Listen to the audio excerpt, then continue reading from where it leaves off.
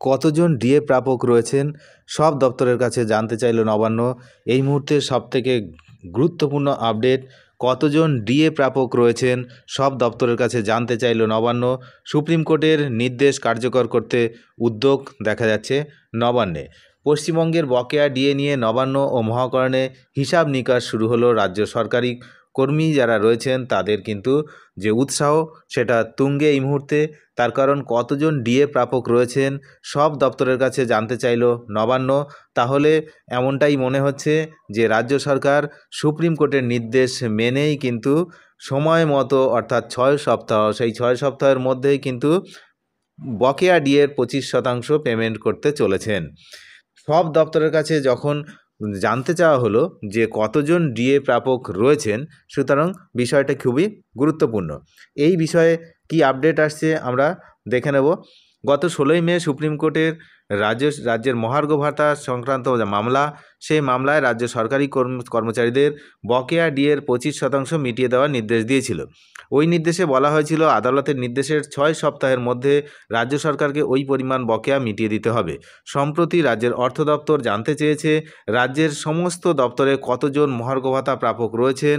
যে পদক্ষেপ থেকে মনে করা হয় যে মোট বকেয়ার 25% মিটিয়ে দেওয়ার প্রস্তুতি নিতে শুরু করেছে নবান্ন। মোট বকেয়া যে তার প্রস্তুতি কিন্তু নিতে শুরু করেছে নবান্ন।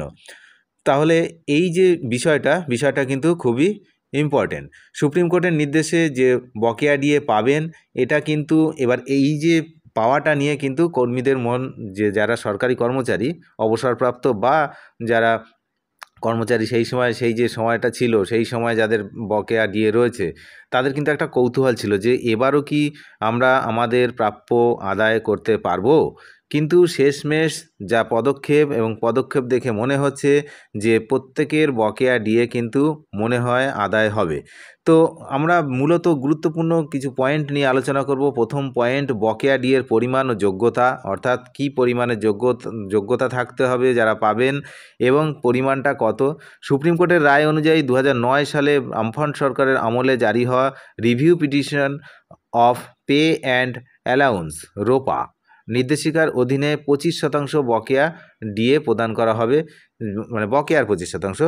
এই সুবিধা 2009 থেকে 2019 সালের মধ্যে কর্মরত বা নিযুক্ত সরকারি কর্মচারীরা পাবেন। ভালো করে শুনে নেবেন, 2009 থেকে 2019 পর্যন্ত যারা ছিলেন তারা পাবেন, এবং যারা তার আগে যারা ছিলেন তাদের হচ্ছে 2009-এর আগে যে সমস্ত কর্মচারীরা রিটায়ার করেছেন তারা তাদের যে পেনশন, ফ্যামিলি পেনশন, তার উপরে পাওয়ার কথা আছে। 2019-এর পরে চাকরিতে যারা যোগ দিয়েছিলেন তাদের কিন্তু এই বকেয়া ডিএর বিন্দু মাত্রও কিন্তু তারা পাবেন না। তাহলে কারা পাবেন না? 2019-এর পরে যারা চাকরিতে জয়েন করেছেন তারা কিন্তু পাবেন না। কিছু আধিকারিক লক্ষাধিক টাকা পেতে পারেন, আবার 2015 থেকে 18 সালে নিয়োগপ্রাপ্ত কর্মীরা কয়েক হাজার টাকা পাবেন। এই ভিন্নতার কারণে কর্মীরা নিজেদের সম্ভাব্য ডিএ হিসাব করতে ব্যস্ত। পরবর্তী আগস্টের দিকে যখন শুনানি রয়েছে, সেই সময় কিন্তু আমরা তার পরবর্তী বিষয়টা আরও ভালোভাবে জানতে পারবো। তবে তার আগে এই যে তৎপরতা, নবান্নে তৎপরতা এবং হচ্ছে এই যে জানতে চাওয়া, এটা কিন্তু একটা গুরুত্বপূর্ণ ভূমিকা পালন করছে। পরবর্তী পদক্ষেপ ও প্রত্যাশা কী রয়েছে রাজ্য সরকার, এবং এখন সুপ্রিম কোর্টের নির্দেশ বাস্তবায়নের জন্য প্রস্তুতি নিচ্ছে, এটা কিন্তু আমরা বুঝতে পারছি। 6 সপ্তাহের মধ্যে অর্থাৎ জুনের শেষ নাগাদ বকেয়া ডিএ পরিশোধের সম্ভাবনা রয়েছেন। তাহলে অনেকেরই প্রশ্ন যে কবে নাগাদ পাওয়া যাবে টাকাটা।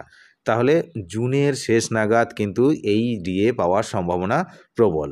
কর্মচারীদের মধ্যে এই অর্থ কিভাবে এবং কতটা পাওয়া যাবে তা নিয়ে তীব্র কৌতূহল ইতিমধ্যেই রয়েছে।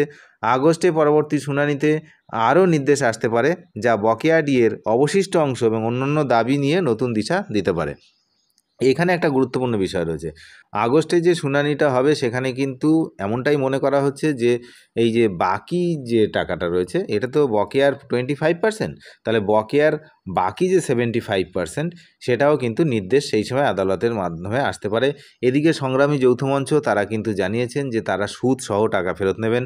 তো সেক্ষেত্রে পরবর্তীতে কি হয় সেদিকে তো আমরা নজর রাখছি। তাহলে অবশিষ্ট অংশ কিন্তু আমাদের এই আগস্টের সময় যে নতুন যে শুনানি, সেই শুনানিতে কিন্তু কিছু নির্দেশ আসতে পারে। সরকারি কর্মচারীরা এই নির্দেশকে তাদের অধিকারের জয় হিসাবে দেখছেন এবং ভবিষ্যতের রায়ের দিকে নজর রেখেছেন। এদিকে রাজ্য সরকার এই নির্দেশের পর পুনর্বিবেচনার আবেদনও জানিয়েছে। আদালতে আর্জি জানায় কি না পুনর্বিবেচনা করার জন্য, এই বিষয়টা পুনর্বিবেচনা করার জন্য আবার আদালতে আর্জি জানায় কি না সেদিকেও কিন্তু নজর রাখতে হবে। তার কারণ একদিকে তৎপরতা চলছে ঠিকই, কিন্তু অন্যদিকে আবার এই যে রায়টা যেটা 25% দেওয়ার কথা, সেটা নিয়ে আবার রাজ্য সরকার আবার উচ্চতর কোনো বেঞ্চে আবেদন করেন কি না সেটাও কিন্তু একটা দেখার বিষয়। অনেক ধন্যবাদ শেষ পর্যন্ত দেখার জন্য। চ্যানেলে নতুন হলে অবশ্যই চ্যানেলটিকে সাবস্ক্রাইব করবেন এরকম লেটেস্ট আপডেট পাওয়ার জন্য। ধন্যবাদ।